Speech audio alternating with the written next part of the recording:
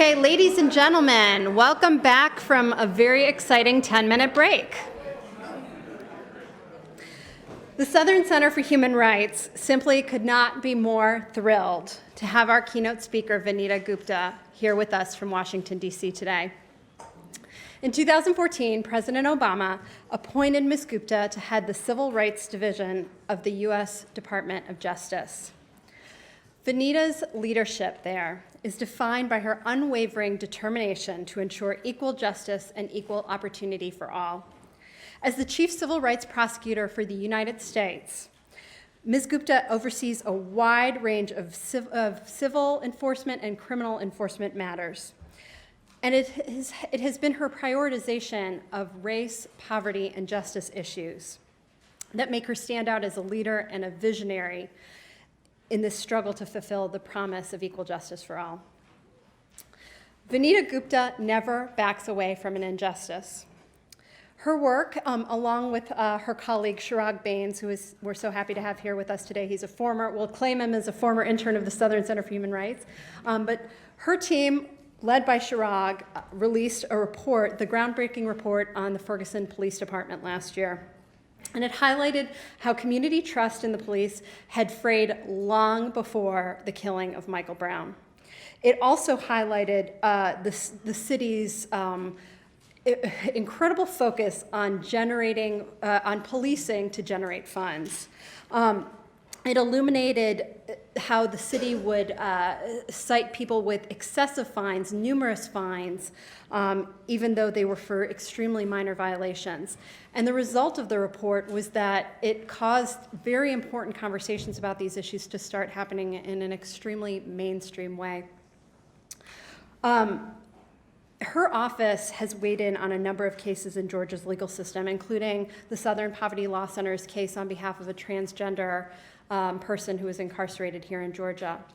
But at the Southern Center for Human Rights, we are truly living examples who have benefited from the work of Vanita and her incredible agency. And I really want to encourage all of you to continue to be in touch with the Department of Justice because they can and do listen. We could not be more grateful for her office entering a statement of interest last year in our case, challenging the denials of the right to counsel for children and adults facing charges in Cordele, Georgia, which is in South Georgia. And then just last month, she and her team filed an amicus brief in our case challenging money bail debtors prison practices out of Calhoun, Georgia. What you really need to know about Vanita Gupta is that she has made every single day of her administration count. She seems to be everywhere. Last week in her office's weekly newsletter, it reported that they had done work in 9 different states in just 1 week. Frankly, I don't know that she is getting any sleep at all. She sets the standard for steadfastness, for tenacity, and for effectiveness. She is fierce and she is fabulous. Recently, when she was speaking, she referenced the great quote from Dr. Martin Luther King, who once said, "True peace is not merely the absence of tension, it is the presence of justice."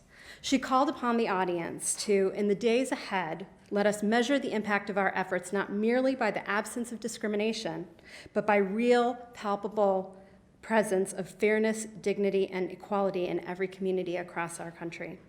We couldn't agree more.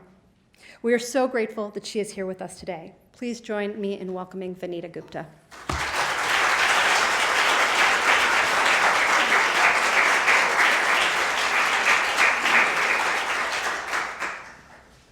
With an introduction like that, I really would do better to just sit down and not say anything. But, you know, Sarah is a very good friend of mine, and she's been a kind of a friend and a partner in the work that we share, the common mission that we have to ensure justice for many years. And I'm just really honored to be here today. I also, one of my heroes is Steve Bright. He has long been one of my heroes. And so to be able, I've now seen him twice in 1 week, which I'm really lucky about. He came to speak to our special litigation section last week, and I'm really grateful because he inspired my team to keep fighting hard for the things that I think all of us in this room care deeply about. I also just want to thank the staff of the Southern Center for Human Rights. The work that the center has been doing For so long, really through litigation and research and advocacy for the last 4 decades, this organization has challenged discriminatory practices across our justice system in some of the most difficult, most challenging communities to do this work, from jury selection to correctional facilities to capital cases over and over again. The Southern Center for Human Rights has fought to make the promise of the right to counsel a reality, and they've addressed the indignities that result when private probation companies profit off of the poor and deprive them of due process. And throughout these efforts and so many others over the past 40 years, you've really led the charge to make our criminal justice system more just. And I want to thank all of you as well for coming out today, because I know so many of you are doing this work in all different corners of your organizations and communities in the region, and it's so critically important that you do. To me, the fitting title of this symposium, Decriminalizing Race and Poverty, What's Working and What You Can Do, I think really urges us to recognize our collective efforts, the collective responsibility that we all have, and the unfinished work that we all have to ensure that we can actually make justice in the communities that need it the most. There's no question that right now the work is urgent, and the facts are stark. More than 2 million people are behind bars in America today, a figure that, as all of you know, has grown dramatically, exponentially since the 1970s. And according to a recent report from the Sentencing Project, African Americans are incarcerated in state prisons at a rate more than 5 times that of whites. And more than 60% of all inmates in county jails are defendants awaiting trial. Many of them have committed nonviolent offenses and are there simply because they are too poor to pay or afford bail. These facts can translate into devastating consequences for individuals, for communities, for our society as a whole, for people living paycheck to paycheck. A single incident, whether an arrest by the police or a fine by a court, can set off that downward spiral and lead to problems like losing your health, your family, your children, your cars, your home. The list goes on and on. When the criminal justice system ends up punishing people because of the size of their bank account or the color of their skin, rather than the severity of the crime, it offends the Constitution. It traps the most vulnerable among us in a perpetual cycle of poverty, debt, and incarceration. It undermines the legitimacy of our justice system, and it threatens the very integrity of our democracy. In the Civil Rights Division, really through partnerships with so many of you, with groups like the Southern Center for Human Rights and other groups that are working on these issues around the country, we are working right now to do what we can to address the challenges and to advance an agenda for a smart, fair, and effective justice system. There is no question that we see a very clear link between the criminalization of race and poverty and the erosion of public trust. Through our investigation, most recently of the Baltimore City Police Department, we saw how a zero-tolerance street enforcement strategy with a quest to produce numbers, pedestrian stops in particular, regardless of their limited impact on solving crimes, had created such a damage in the relationship between really a caustic relationship between the communities in Baltimore and the police department. And there's, not a surprise to anyone here that the city's African-American residents bore the brunt of this activity. The Baltimore Police Department made roughly 44% of its stops in 2 small, predominantly African-American districts that contain only 11% of the city's population. One African-American man was stopped 30 times in less than 4 years, with none of the stops resulting in a citation or a criminal charge. Officers routinely were arresting people for loitering or trespassing if they could not provide a, quote, valid reason for being on the sidewalk or standing near a public housing development. BPD condoned and indeed encouraged this behavior.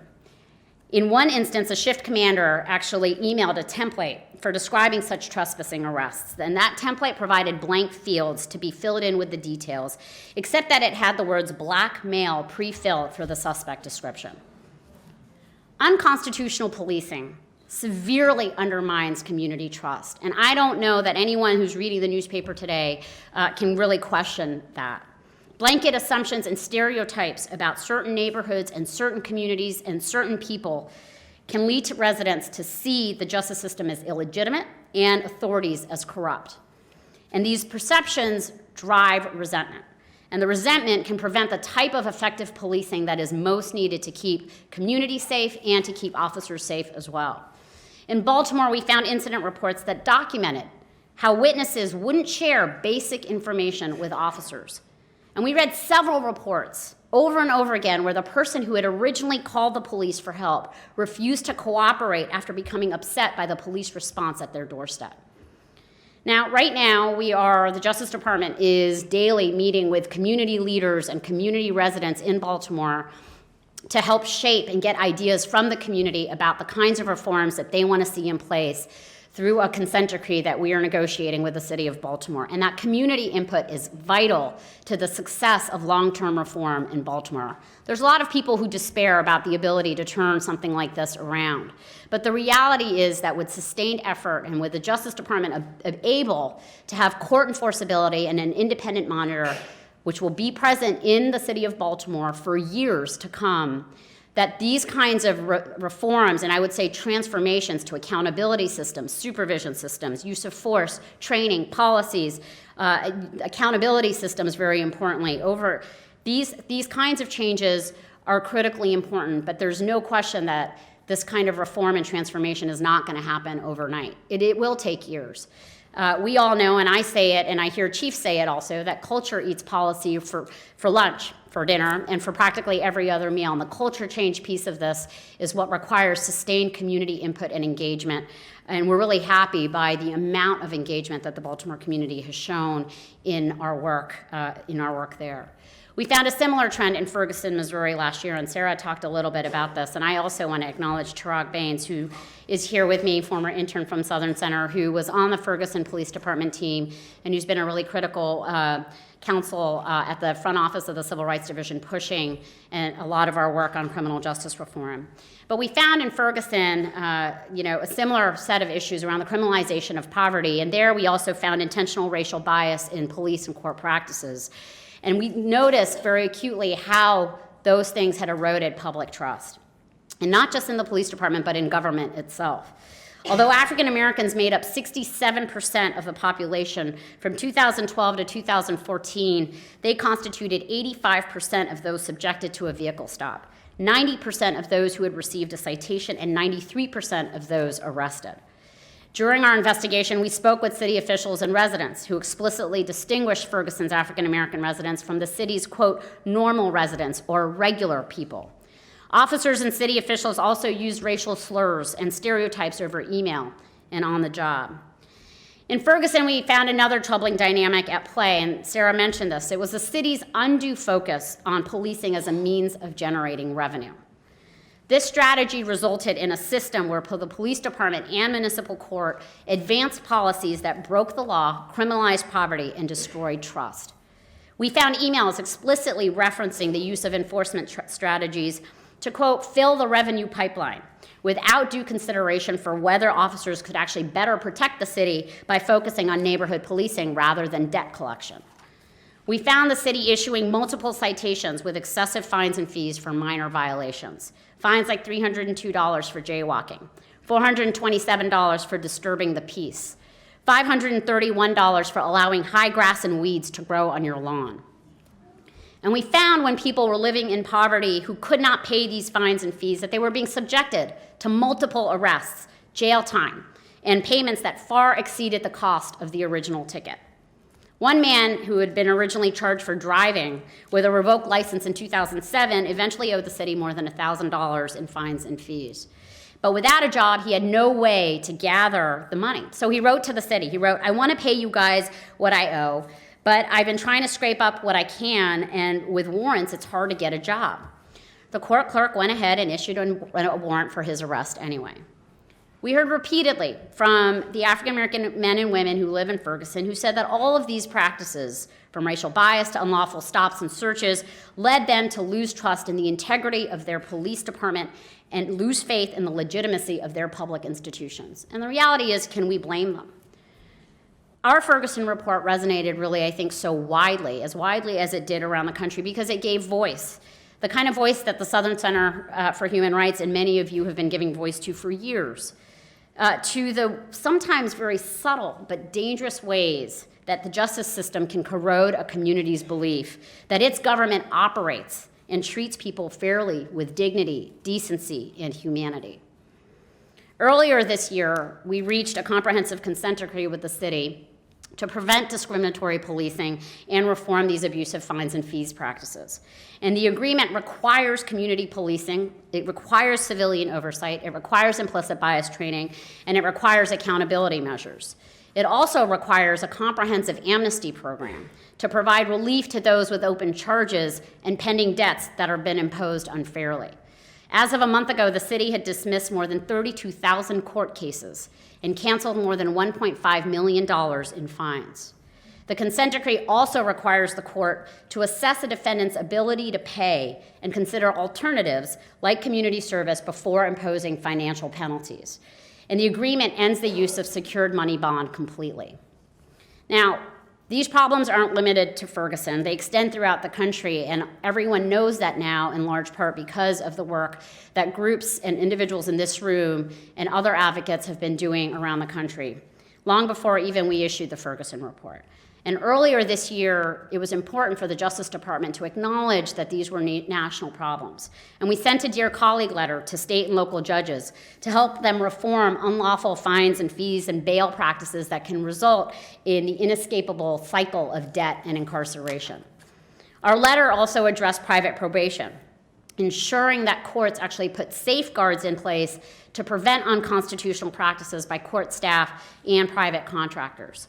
As we wrote in our letter, and as the Supreme Court ruled more than 3 decades ago, judges must preserve both the appearance and reality of fairness, generating the feeling so important to a popular government that justice has been done. And doing justice requires ensuring that nobody is punished for being poor. We've advanced similar arguments in court filings on bail, and we've argued that when bail practices result in people being jailed simply because of their poverty, those practices violate the Constitution. One of the most important pending cases on this issue is from the Southern Center on Human Rights, and I know Sarah Garrity isn't here today. I wanted to give her a shout out, but for her work in Walker versus City of Calhoun. The lead plaintiff in that case, Maurice Walker, is a 54-year-old man with a serious mental health disability who lives on $530 per month of Social Security disability benefits. He was initially arrested on a misdemeanor charge of walking while intoxicated, but he couldn't afford the $160 of bail in trial, so he stayed in jail for 6 nights. Last month, the Justice Department filed a brief in the 11th Circuit Court of Appeals arguing that bail practices that fail to consider a defendant's ability to pay and alternatives to incarceration, resulting in the unnecessary jailing of people because of their poverty, violates the Constitution. And such practices really impair the fair and impartial administration of justice. But not only that, they are simply bad public policy. The Justice Department continues to address this concept of access to justice at every stage of the system. And as I said, it's really building on the work that's been happening around the country. We filed a brief in an Idaho case last year arguing that punishing a person for sleeping in public when she has nowhere else to go criminalizes homelessness and violates the 8th Amendment. As one of the plaintiffs in that case, Janet Bell, said in a news interview last year, she said, "Of course, everybody wants to move the homeless, but they have to be somewhere, don't they?" The bottom line is that every human being has to sleep at some time and in some place. And being homeless is a serious hardship, not a criminal offense. Combating the criminalization of poverty and safeguarding the integrity of our justice system also requires defending the right to counsel. Because even more than a half century after the Supreme Court affirmed in Gideon versus Wainwright the so-called obvious truth that a fair trial requires a right to counsel, we know that too many barriers still exist. And in too many places, the promise of Gideon is unfulfilled. The Justice Department has addressed the constructive denial of counsel in cases around the country. We've argued repeatedly that if public defenders cannot adequately provide traditional markers of representation by including time to talk confidentially with their client, time to investigate the issue, test the prosecution's case, that will violate the 6th Amendment. Our involvement in the Southern Center's case, NP versus Georgia, is really a prime example. And this was with the help of Steve and Sarah and Atiya Holly and others. a class of defendants in the cordial circuit challenged the frequent absence of public defenders in juvenile court. It was the meet 'em and plead 'em processing of adults in superior court and the utter inability of the circuit's 3 public defenders to provide adequate representation in their 1,400 cases, 1,400 cases, 3 public defenders. One of the plaintiffs was a 16-year-old boy who was charged with stealing Halloween fangs for worth about $2.97 from Walmart. And the suit alleged that when he appeared in court, there was no public defender to assist him. But the judge allowed him to admit to the crime. And he was sentenced to 9 months of probation and 40 hours of community service, as well as required to pay $50 in court fees and $2.97 in restitution. Along with the U.S. Attorney's Office for the Middle District of Georgia, we filed a statement of interest asserting that due process requires every child facing the loss of liberty to be represented, from their first appearance through at least the disposition of their case, by an attorney with the training, resources, and time to effectively advocate for their client. Shortly after our filing, the local court reached a settlement that included enhanced resources for defenders and a specialization requirement for attorneys representing children in juvenile court. But as people in this room know well, however, reaching a settlement is just the first step in the process of reform. Lasting reform in cordial circuit requires the full commitment of the parties to actually meeting the terms of their agreement through the life of the agreement. The Department of Justice's commitment to reforming our criminal justice system goes far beyond the Civil Rights Division. And it's why I'd never been in government before 2 years ago coming into the Justice Department, but it's why I'm honored right now to be at the Justice Department with leadership that is really committed to these issues. 3 years ago, when Attorney General Eric Holder announced the Smart on Crime Initiative, he said that the department, and I should just say the Smart on Crime Initiative has been an effort to recalibrate federal charging decisions involving mandatory minimums with U.S. attorneys' offices. He said there that the Department of Justice was ready to address persistent needs and unwarranted disparities by considering a fundamentally new approach. And I remember vividly as an advocate that had been working on criminal justice reform for my whole career, when I first heard Attorney General Holder speak at the American Bar Association and say those words announcing that news, it was really a defining moment, I think, not only in the cause for criminal justice reform, but also in the course of our country's trajectory on these issues. President Obama, Attorney General Lynch, Deputy Attorney General Yates have all worked tirelessly to put this approach of smart and fair reform into action, although there's no question that there is so much more work to do. The president so far has commuted 673 sentences so far. That's more than the past 10 presidents combined. The Justice Department's been advocating for much-needed sentencing reform legislation. We instituted implicit bias training for all federal law enforcement, including AUSAs and U.S. attorneys' offices. And we're phasing out our use of private prisons, due in part to growing concerns and acknowledgement about the concerns about safety and services and cost, but also in reaction to the declining federal prison population. And we're shifting the paradigm for restrictive housing by using solitary confinement, rarely, not by default, and by banning its use on juveniles. We're working hard to ensure that the 600,000 men and women who are leaving state and federal prisons every year, people who have served their time and paid their debt to society, are getting the support that they need to restart their lives. The ideals that govern our agenda for reform, fundamental fairness, equal protection, due process, these are defining rights of our justice system and inherent values of American democracy. And these ideals are timeless. But they say to all people that while our country does not promise equal outcomes, it promises equal treatment. It promises equal justice. And it promises equal opportunity. And too often there is a gap between what these promises are putting out and what people are experiencing every day. And it is the work of all of us to ensure that those gaps are closed. Thanks to the work of the Southern Center, and I want to thank all of you, we've made, I think, really monumental progress in this space. It was progress that even 10 years ago I would have thought was unimaginable and unthinkable. But our journey is very far from finished. Not one of us can rest until everyone in this country, regardless of color or creed or wealth and poverty, can actually live their lives with the dignity they deserve, with the rights that our Constitution guarantees, and with the respect that our common humanity demands. Thank you very much.